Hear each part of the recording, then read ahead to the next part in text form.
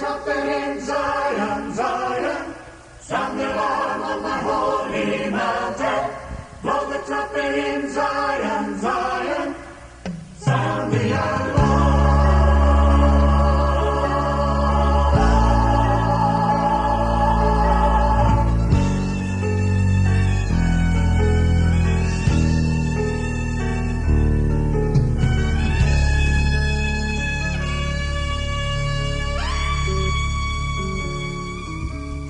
They rush on the city, they run on the wall.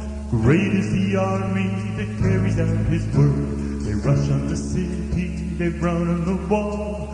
Great is the army that carries out his word. The Lord utters his voice before his army. The Lord utters his voice before his army.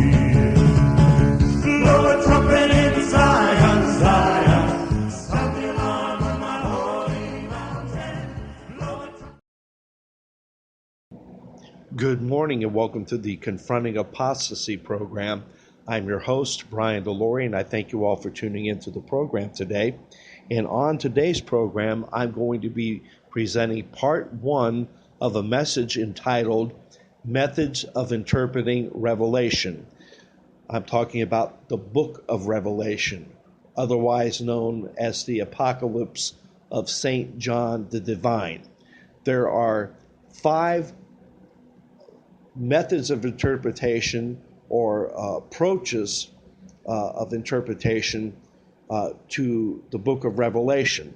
The 5 primary methods are the idealist view, the historist view, the preterist view, the moderate futurist view, and the mostly futurist view. Now, out of all these methods, there can only be one correct method of interpretation, and I'm not going to tell you what that is today, but suffice it to say that the methods I've just mentioned, 4 of them are very problematic ways of interpreting the book of Revelation. And the most problematic out of them all is the preterist view.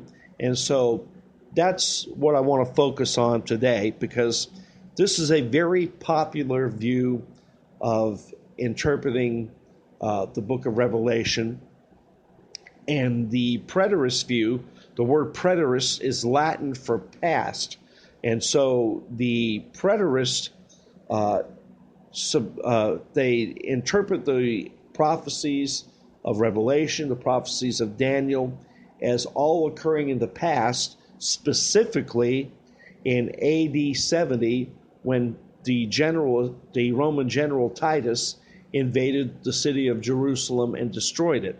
So according to the preterist view, all of these prophecies were fulfilled at that time, and I think anyone can just imagine what problems would arise from using that method of interpretation.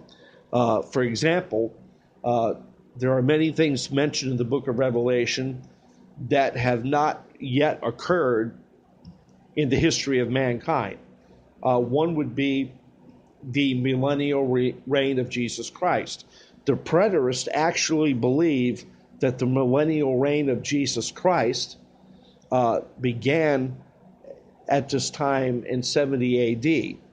And of course, we know that the millennial reign of Christ, according to the book of Revelation, if you take it and interpret it literally, it occurs at after the Battle of Armageddon, when Jesus returns to the earth and destroys all the armies in the Battle of Armageddon. Then he begins ruling on the earth himself. I don't think there's ever been a time in history when that anyone knows of when Jesus was ruling and reigning over the earth. he came to the earth and he had a ministry for 3.5 years. He died for the sins of mankind and was resurrected and ascended back into heaven. But he's never reigned on the earth. But this is the type of things that the preterists believe. And in order to support their view, they have to have an early dating for the writing of the book of Revelation. And so, because if it all happened in AD 70, then everything that was written concerning it had to have been written prior to AD 70. If it was written after AD 70, then the preterist view or method of interpreting the book of Revelation goes up in smoke. They have absolutely no foundation for believing those things. And so they do their best to insist that the book of Revelation was written prior to 70 AD, but yet there is ample evidence from the early church fathers that the book of Revelation was written in AD 96. And so I'm going to demonstrate for you now that that is exactly the case. And I am on a website called thechristiancourier.com. I'm reading from an article on that website entitled "When Was the Book of Revelation Written?" by an author by the name of Wayne Jackson. Okay, and so the external evidence for a later dating of the book of Revelation comes from 4 early church fathers. The first one is Irenaeus, and Irenaeus writes, by the way, Irenaeus was a student of Polycarp, who was a disciple of the Apostle John, and he wrote that the apocalyptic vision was seen not very long ago, almost in our generation, at the close of the reign of Domitian. And he wrote this in his book Against Heresies, page 30. The testimony of Irenaeus, not far removed from the apostolic age, is first rate. He places his book near the end of Domitian's reign, and that the ruler died in AD 96. Irenaeus seems to be unaware of any other view for the date of the book of Revelation. And by the way, I'm going to be reading from this article mostly for the duration of this program. The next writer is Clement of Alexandria, and Clement of Alexandria writes that John returned from the Isle of Patmos after the tyrant, which is referring to Domitian, was dead. And he wrote this in his book, Who is the Rich Man, page 42. And Eusebius, who is known as the father of church history, identifies the tyrant as Domitian. And that's written in Ecclesiastical History, chapter 3, page 23. Even Moses Stewart, America's most prominent preterist, admitted that the tyrant here meant is probably Domitian. Within the narrative, Clement further speaks of John as an old man. If Revelation was written prior to AD 70, it would scarcely seem appropriate to refer to John as an old man, since he would only have been in his early 60s at this time. So again, another writer who places the writing of Revelation at a later date than what the preterists believe. So the next writer is Victorinus, and Victorinus writes, when John said these things, he was in the island of Patmos, condemned to the mines by Caesar Domitian.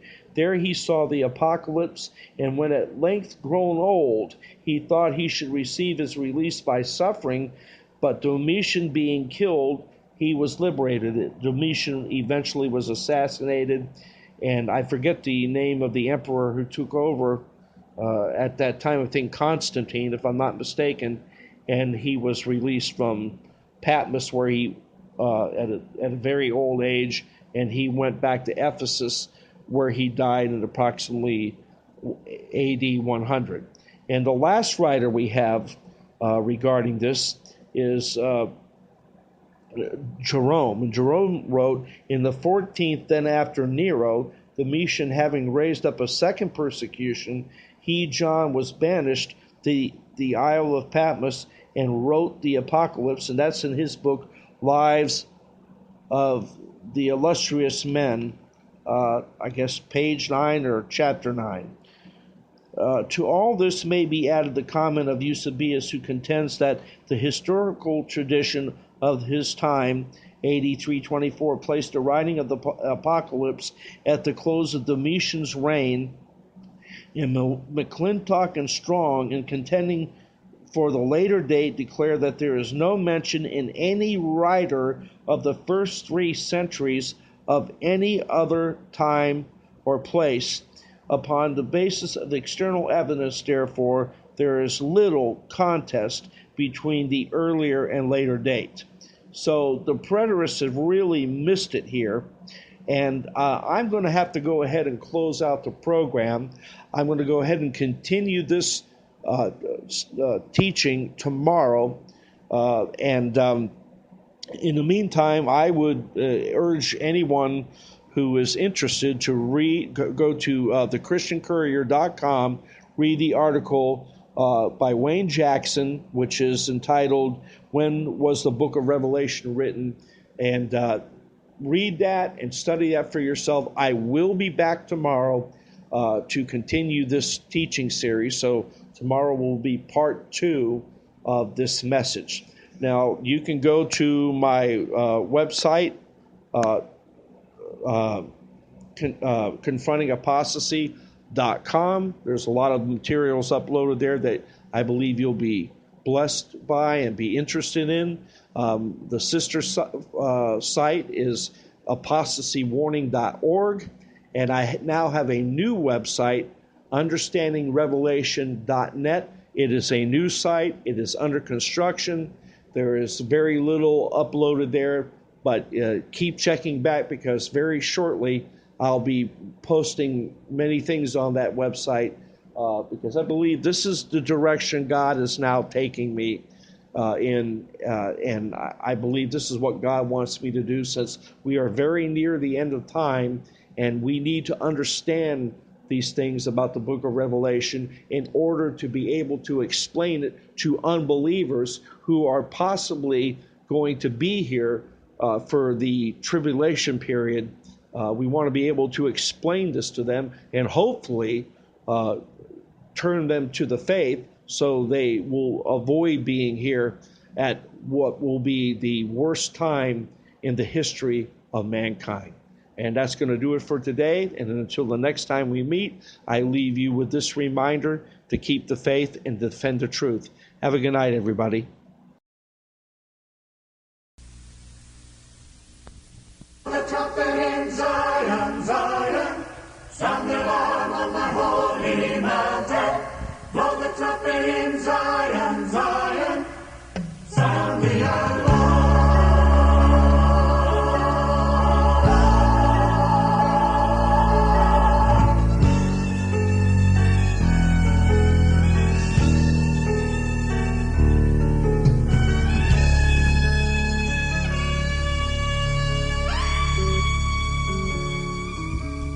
They rush on the city, they run on the wall. Great is the army that carries out his word.